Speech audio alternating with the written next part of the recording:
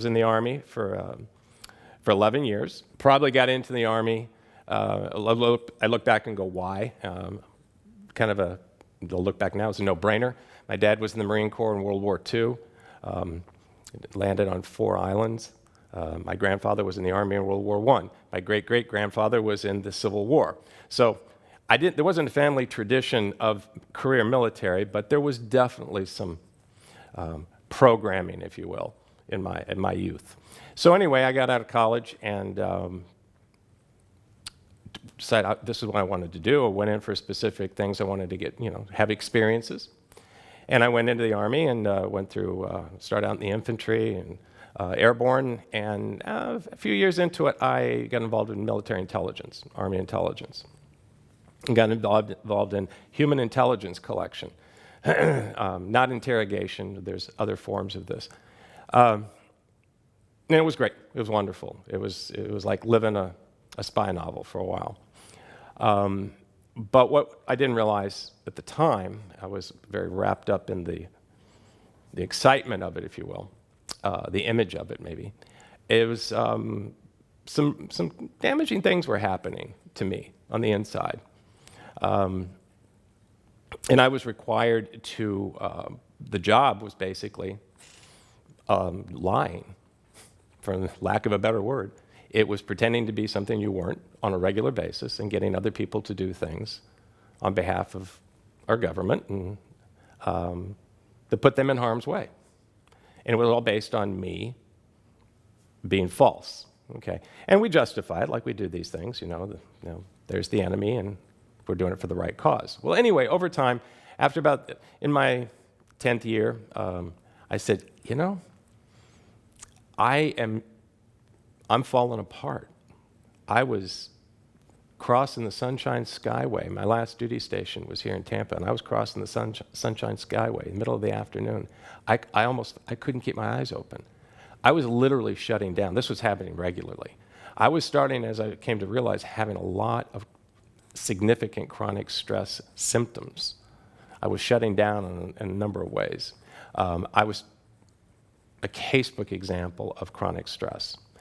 And I decided that although I very much valued and respected my time in the service and the military and my country, this was damaging me at this point.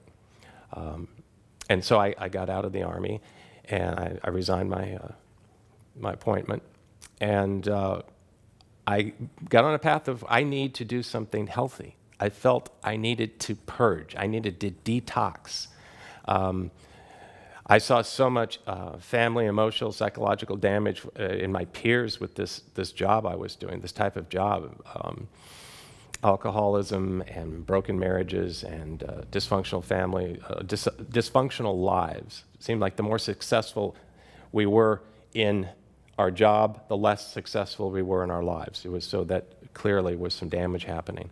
So I said enough. I got out, and I went to the nearest thing I could see in my horizon as being healthy. Looking back at this, I was a classic case of the wounded healer. We've talked about this archetype, really. I was wounded, and so I sought out an avenue to help other people. Now, I was pretty cognizant going into that. I was looking to help myself too, if not first, definitely first. So I became a massage therapist. Totally different environment. I was looking for the opposite, the 180-degree turnaround from where I was. And I found it. Massage therapy, Florida, yeah, I was 180 degrees, and it was great. I mean, it helped me. But what it did is it didn't solve the chronic nature. It didn't get to the core, the root cause of my chronic stress. I didn't understand that at the time. It took me a long time. Years of doing this practice, thinking this was going to be it. I'm helping people. I'm in this kind of a kumbaya environment. I should be good. I mean, this should be helping. But something was still off. My stress would start to come back up. It became damaging again in my family, in my life, in my job, and what have you. And I finally, over time, found a yoga practice. I was very fortunate to get some very very good teachers right off the bat. Actually, my wife was the one who ushered me into yoga. I'd done a lot of other things, martial arts and what have you, but never really done yoga much. And noticing that at that point, I was back into that mental toxification, the physical toxification, emotional. The massage hadn't done it. I started doing yoga. The first thing, of course, the effects I found were the body started to detoxify. And then pretty soon, I'm feeling healthier physically. But the real component here was, the real balancing component is what I started to feel at these other levels, the mind, the emotions, what was going on in my life. I was changing subtly. Because yoga, as I know now, after years of teaching yoga, that the body is that entry point for a lot of us. We all come into these practices with different entry points. I came into the practice with chronic stress. Others come in with pain, body pain, sometimes with life pain, crossroads in their life. Folks are looking for something. They come into the yoga practice at different places. The first place we usually learn the principles of yoga is through the body postures. We call asana. The teacher can teach what the concepts like. Can you look at yourself with a fresh look, a beginner's mind? Can you identify pain? This crossing this threshold of pain into passing our edge. Can you look for balance? Can you identify imbalance? And so we start to build this concept of a mindfulness practice using yoga. The body is our venue to learn these things, but these are principles. These mindful principles start to change us. They start to wire us differently, and they start to change the way we think, the way we treat ourselves first. You're always your first student.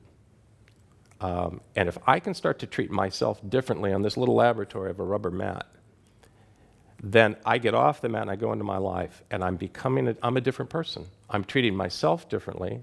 I'm less reactive. I'm more directive. And instead of these wild fluctuations of emotion, and I'm really happy, I'm really sad, et cetera, I'm really angry, I'm really not, we start to see less and less fluctuation. Then over time, you realize, what are all those fluctuations? They're in this part of this, we call this ego mind, my ego identification. It's my thoughts, my feelings, my emotions, my hopes, my dreams, my ups, my downs, my successes and my failures.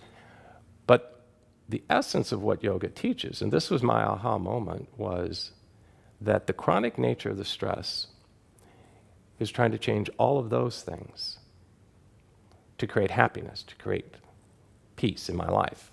And that's not where it is. The central practice of yoga, and really the only practice of authentic yoga, is to identify and connect with your true authentic self. And we call that the self, or the Atman in yoga. Other traditions call it the soul, your spirit. There's other, this is not an idea that is unique to yoga, but it's across all the wisdom traditions of the world.